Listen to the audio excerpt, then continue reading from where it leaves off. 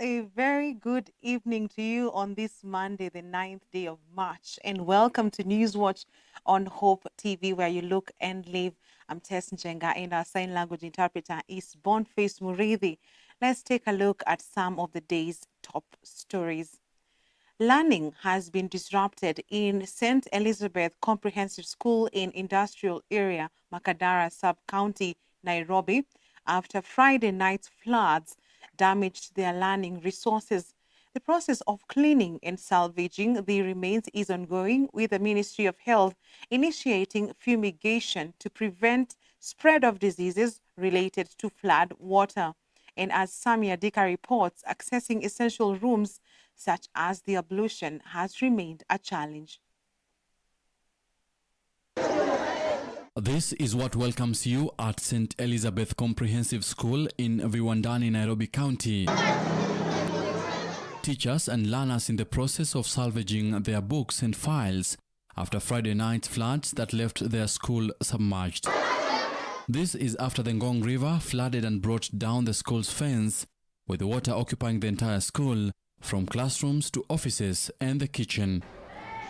Access to important rooms like the ablution has been blocked, with students making calculated moves where each step matters. Books, official papers and computers were not spared. The learners were not able to access the toilets, but we were able to improvise. We put their stones for them to go to the toilet to help themselves. We have done the cleaning, we have aired the books that were damaged because some of them can be used. The school principal, however, says the Ministry of Education and other leaders have pledged support to ensure learning resumes in earnest. A lot of files and documents have been destroyed. I'm trying to document them, and I will also reach the ministry, I'll reach the NEC and request them to replace those documents that the parents had not collected. The Ministry of Health has also initiated the process of fumigation to avert cases of cholera outbreak. These floods has caused a rise in water table. Therefore, the toilets are flooded. So the floods majorly has a lot of feces. So that's why we are doing disinfection. We're disinfecting to make sure that we prevent the diseases that come with fecal matter. With this being the third reported case since 2017 in this specific school, nothing much has been done by the relevant authorities to prevent such occurrences, which the principal says it's the worst of them all. 2018, when I joined the school, we also had one, but it found us in school. We had to evacuate children to the upper ground, but we did not have a lot of water in the school. The heavy downpour on Friday night has not only paralyzed learning in such schools within informal settlements in Nairobi, but also exposed the already vulnerable children to even more danger, as school has always been one of their safest environments. For Newswatch, I'm Sami Adika. Thank you, Sami Adika. Now, fresh questions over the competencies of people nominated by the executive to public office are on the rise after Monday's session of vetting of the National Lands Commission chairperson and its 6 members. The session turned into a circus after the National Assembly Committee on Lands complained of the failure of the chairperson nominee, that is Dr. Abdullahi Sagaf, to comprehensively answer questions asked. The committee members were frustrated, forcing the chairperson to give him a break to compose himself outside the chambers. Jacob Ochiro followed up on the vetting and prepared this report. The competency of executive nominees nominated to public office has come into sharp scrutiny today after National Lands Commission chairperson nominee Dr. Abdullahi Sagaf faced a rough time before the National Assembly Committee on Lands during his vetting that happened on Monday. Dr. Sagaf's troubles started after he was hard pressed by the committee over failure to remember a question which he was asked by Joses Lelmingit, which elicited sharp reactions from the committee chairperson Joash Nyamoko. I have heard and I'm aware. There was a question on technology, you remember? There is a question on technology. There's a question. I think you take a lot of time looking at the members of the committee instead of applying your ears. Other members of the committee jumped in to express their dissatisfaction over the nominees' lack of keenness. Yes. I'm just concerned that I remember the question very well as I sit here. And I'm not the one who was being asked this question.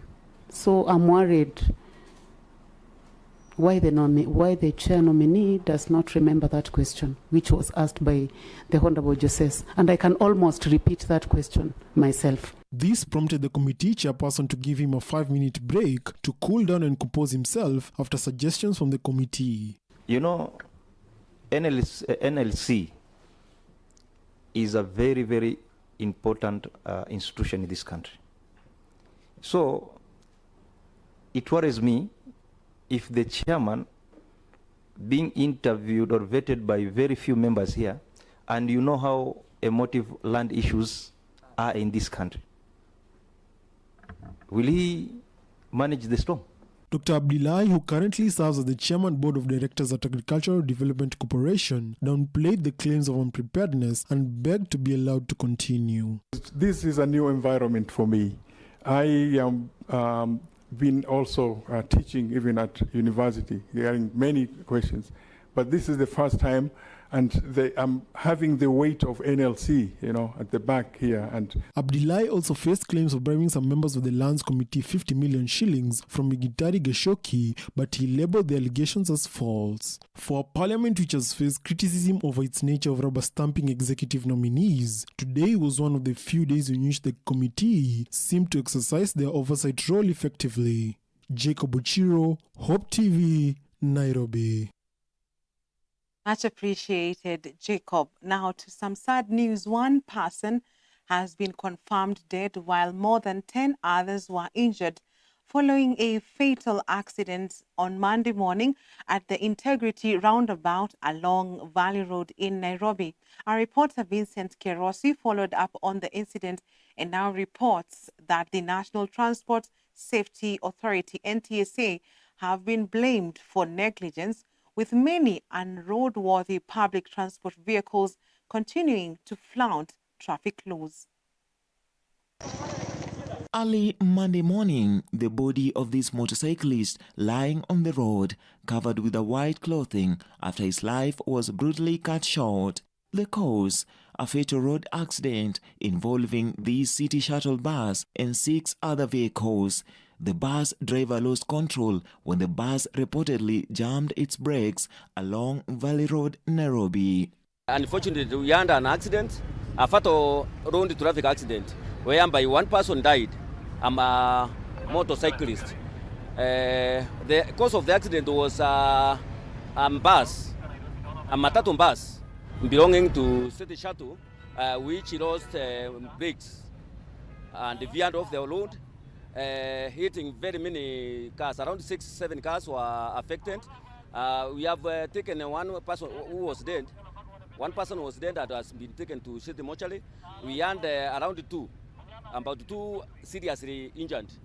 The number of slight injuries is not very specific, but we can account for around 8 who are taken to hospital by ambulances. Hizi magari za City Shuttle na hizi magari za City Hopper, hizi magari mzee zimekaa kwa barabara muda mrefu, and most of the time unapata kwamba hizi gari hata zifanywi inspection. Hata ikifanya inspection inapita ongo, hiyo gari inapita. Ikikuja hapa imevunja center board, gari inawezaje kuwa imekata brake at this karne ya sahi. Passengers and witnesses to the accident said the bus driver struggled to control the vehicle after brakes failed, losing steering, but his efforts were in vain. Akaenda kujaribu kushika brake, gari ikakataa kabisa. Ndio kulikuwa na shiti sato ingine ilikuwa inatoka na nyuma yetu, akampita na kando hivyo, at least hiyo speed ikapungua kidogo. Ndio sasa akakuja akapiga, kuna gari ya red ilikuwa hapo, na mtu wa pikipiki mwenye alikuwa mbele yetu, hiyo gari ikapita juu yake, ndio ikaingia kwa hiyo mtaro ikasimama hapo. Me actually nilikuwa nimesimama, then the next thing nilikuwa nimerushwa huko mbele, huko karibu na dereva huko. As police investigate the accident, road users are now blaming the National Transport and Safety Authority (NTSA) for negligence, with many public transport vehicles reportedly being in poor condition despite being allowed to operate. We have been sitting here for the last 2 hours, gari iko imefika. Na tumekuwa very patient. Wanasemanga watu wa pikipiki ni wabaya, wanachoma magari. Hii gari kubwa hii hata haina break na imeua mtu. Na hakuna mtu amechoma. Na itafanywa inspection after pre-accident inspection so that we can know whether it had any pre-accident defects. Yes. Where's the driver? The driver, after the accident, the driver escaped. Unfortunately, during that melee, he managed to escape. But we will ensure that he is arrested. We are urging buses, drivers who drive these buses, to be very cautious on the road, and the matatu owners to ensure that their vehicles are serviceable. They are checked on a regular basis. Vincent Kirosi, Hope TV, Nairobi. Much appreciated, Vincent Kirosi, for that report, even as our condolences go to the family of the deceased, and pray for a speedy recovery for the victims that were injured. On a similar note, the National Transport and Safety Authority (NTSA) has launched an automated instant fines traffic management system aimed at curbing traffic offences across the country. Under the new system, motorists will receive instant SMS notifications informing them of any traffic violations detected. According to the authority, the process is fully automated and operates without human intervention, a move intended to enhance transparency, efficiency, and accountability in traffic enforcement. Drivers issued with fines will be required to make payments through the branch network of KCB Group within 7 days. NTSA has warned that failure to settle the fines within the stipulated period will attract additional interest, and motorists will, with pending penalties, will be unable to access services on NTSA platforms until the fines are cleared.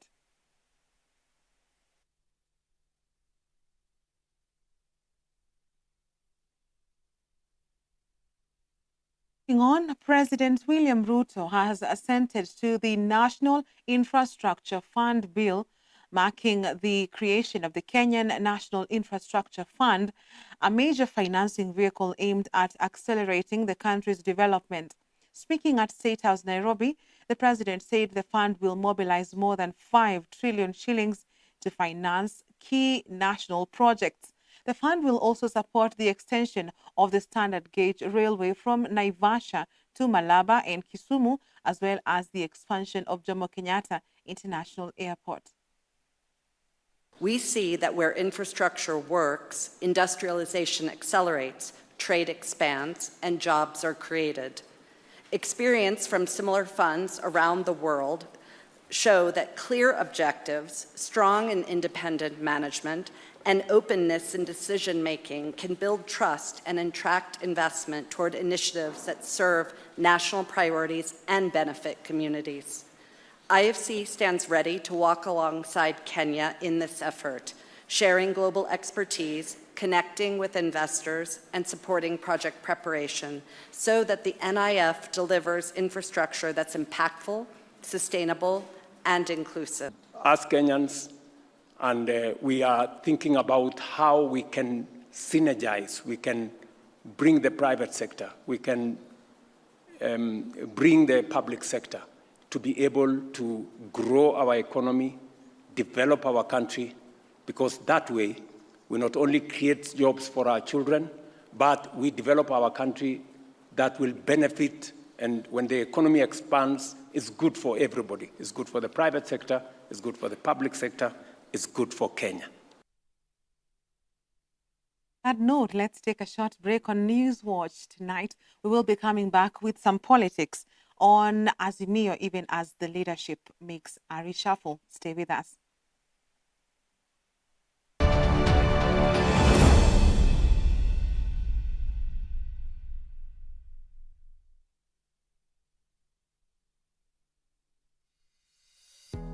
Hello there, my name is Beatrice Nudi, a host on Hope at Dawn with George Gishuru. Thank you so very much for your support and your loyal viewership. How is the signal in your area? We would love to know. Please do scan the QR code that you see on your screen so that we can know how to serve you better.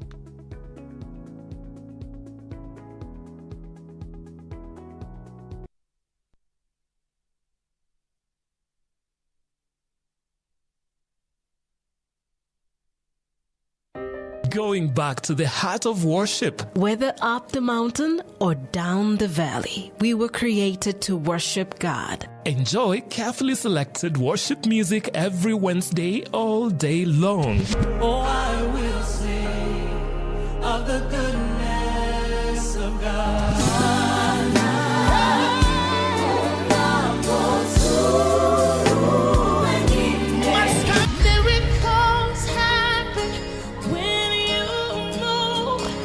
We take it a notch higher with more worship music. Every Wednesday is Worship Wednesday. Only on Hope FM. Listen and live.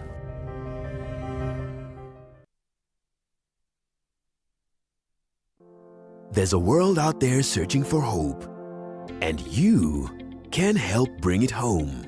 By becoming a friend of Hope, you're helping us share the love of Jesus through Hope FM and Hope TV.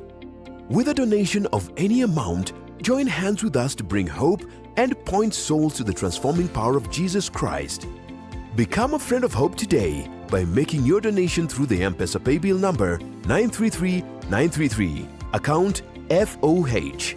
For more information on how to become a friend of Hope, call 0116-212-723 or email customerexperience@hopefm.org or visit www.hopemediakenya.org. Friends of Hope, keeping hope alive.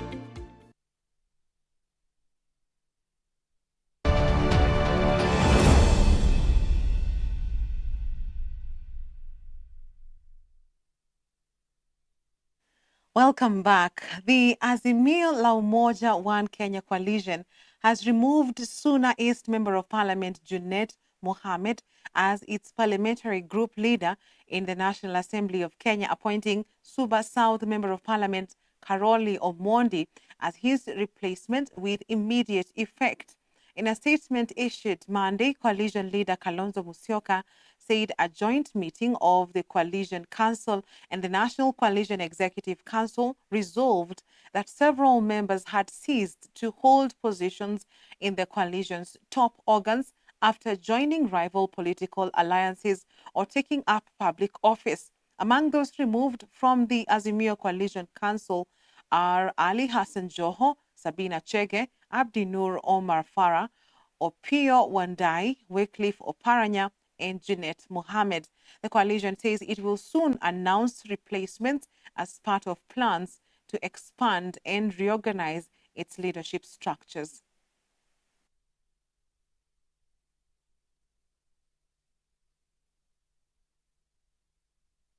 The amount of money being splashed in empowerment events and fundraisers by government officials is once again a subject of concern as the country approaches the campaign period. The events, which have been turned into political rallies, have become platforms for elected and political leaders to display their financial muscle in a bid to hoodwink the electorate. With elections around the corner, this site may just be the government's campaign strategy to secure re-election. Shilingi 200,000. With 17 months left to go before the 2027 general election, Kanyando 1,100. The country is witnessing a resurfacing of money being splashed in political events camouflaged as empowerment programs and fundraisers.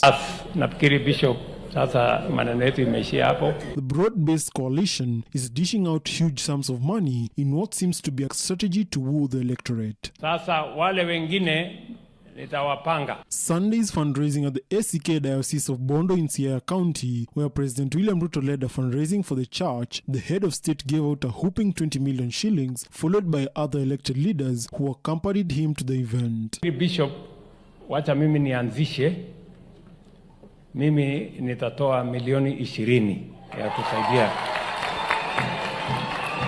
So I'll give you some 20 million. Mutangangana. Both leaders from the executive and members of parliament allied to the president are participating, all trying to show off their financial muscle and aid President Ruto's re-election bid. Waziri Opiyo Wandayi, lazima utoe kitu. Shilingi ngapi? 2 million. Pigeni makofi.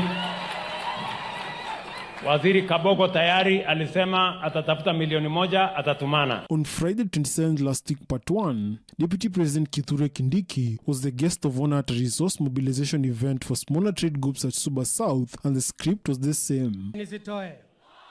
Ni fire si fire. Ni noma si noma. Nimekubali, lakini pesa yangu ni kidogo kwa sababu mimi ni Deputy President. Niseme nisiseme. Mimi nimesindikisha rais na shilingi. Munataka ngapi? Munataka ngapi? Munataka ngapi? 1,500. Milioni 1. Milioni 1.5. Milioni 2. Milioni 2.5. Nimemsindikisha rais na milioni 3. Wacha nione salamu, salamu, salamu. The source of the money being given out has raised serious concerns, especially after it emerged that State House has overspent their 2025-2026 budget, but the leaders have defended themselves. Na watu wachoyo, matajiri, viongozi wa sasa na wa zamani wanasumbuliwa sana wakiona wananchi wakisaidiwa. Mimi nataka kuchukua public participation. Mungetaka tuendelee kusaidia akina mama na vijana na wazee mashinani wapate pesa ya biashara. Tuendelee tusiendelee. Since campaigns have seemingly started officially, the two-term brigade has opened their checkbook, raising concerns about campaign financing. Ngapi wanasema ongeze. Jacob Ochiro, Hope TV, Nairobi. Thank you once again, Jacob, for that report. Now, with reports of an alarming rise of deaths on newborn babies worldwide, the spouse of Prime Cabinet Secretary Tessie Mudavadi has donated neonatal incubators to hospitals in Tharaka Nithi, Embu, and Meru counties in an effort to strengthen care for premature babies and refuse the deaths of mothers as they give birth. Through the Ushiriki Wema Foundation, under its Okoa Malaika program, the donation marks phase 7 of the initiative, which has now reached 28 counties across the country, where the president also sent his remarks. The move aims at helping reduce newborn deaths linked to prematurity and lack of specialized neonatal equipment in health facilities. And we have what we call a champion for the well-being of mother and child. We have a he for she. Which nation in this world can say their president is a he for she? That is the President of the Republic of Kenya. This year's UN theme for International Women's Day 2026, this year, Rights, Justice, Action for all women and girls, calls for dismantling legal and structural barriers to gender equality and ensuring justice and rights for women and girls everywhere. Every year in Tharaka Nithi, approximately 1,200 newborns are admitted in our newborn unit. Behind each number is a story of a mother waiting anxiously, a family praying for survival, and healthcare workers dedicating long hours to safeguard fragile lives. Through sustained investment in healthcare infrastructure, skilled personnel, and continuous improvement of our county has achieved a neonatal mortality rate of 12 per 1,000 live births. And as you are saying, whenever there's a child lost, it's not a good story. It's a bad news to the mother, to that family, and even to the community and the nation in general. Luanda Member of Parliament Dick Oyugi Maungu led residents in protests to demand improved security following a wave of violent crime in the area. For several months, residents and traders at Luanda Market and its surrounding areas in Vihiga County have been living in fear due to the emergence of an unknown criminal gang. Some residents are nursing injuries while others have lost loved ones in brutal attacks involving stabbings and shootings. The rising insecurity has triggered concern among locals, prompting demonstrations aimed at pushing security agencies to step up efforts to restore safety in the area. Tumeenda kule polisi ndani, tulikuwa tunataka watupatie yule mwizi ili wenyewe tuchukue jukumu. Lakini tumekuta wameosha polisi safi kuliko vile inakuwa kila siku. Sisi tunataka amani kwa wafanyabiashara wetu. Wafanyabiashara wetu wasifunge biashara za 12 kwenda nyumbani. Sisi wamama ni kiumbe kidhaifu na tunashangaa vile tunauawa kwa bunduki. Upande wa biashara. Hapo ndio sisi tunategemea. Wengi wetu hatujaajiriwa. Huyu kijana ambaye alikuwa amebeba huyu mfanyabiashara aliuliwa ni ndugu yangu kwa damu. Huyu kijana kuna hakika gani ya usalama hata kuja kutafutwa na wale wauaji ambao mpaka sasa hatujui ni akina nani? Naweza chukua nyanya nifungie hapo, nikuja kesho yake nakuta nyanya imeshaibiwa. Hao askari kila siku wanatuhangaisha kwa soko. Tukifunga nyanya kwa makaratasi wanatushika. Mtu anakufikisha pale kwa kona anakuambia utoe 1,000. Na hiyo 1,000 utatoa wapi? Well, we do hope that security efforts will indeed be intensified in the area. To international news, finance ministers from the Group of Seven, also known as G7 nations, are holding an emergency meeting to address the global economic impact of the escalating conflict involving the United States, Israel, and Iran. The talks come as global oil prices surged past $100 per barrel, with fears of prolonged disruption to energy supplies through the strategic Strait of Hormuz, a key corridor for global oil shipments. Markets have already reacted to the tensions, with the FTSE 100 dropping by about 1.3% as investors grow concerned about supply disruptions and rising inflation.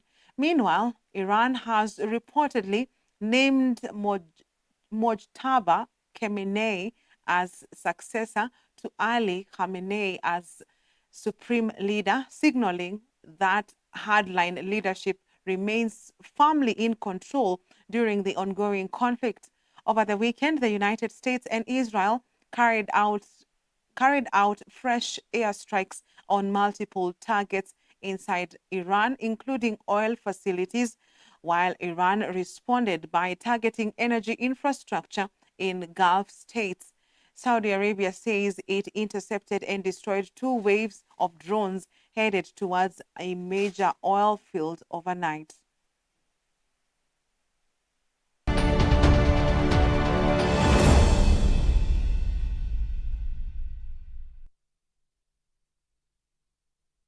And in sports, sadly, the football fraternity is mourning the sudden death of former Harambee Stars head coach Engin Firat. In a statement, Football Kenya Federation has expressed deep sorrow, describing Firat as a dedicated professional who served Kenyan football with passion and commitment during his tenure.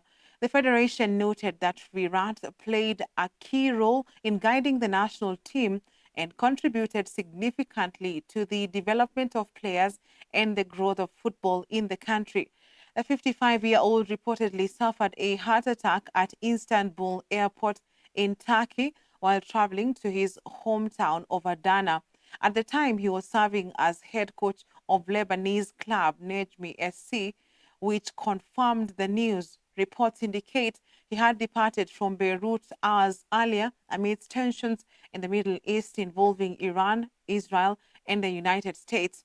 Firat coached Kenya between September 2021 and December 2024, and his passing has prompted tributes from players, coaches, and football officials across the country and beyond.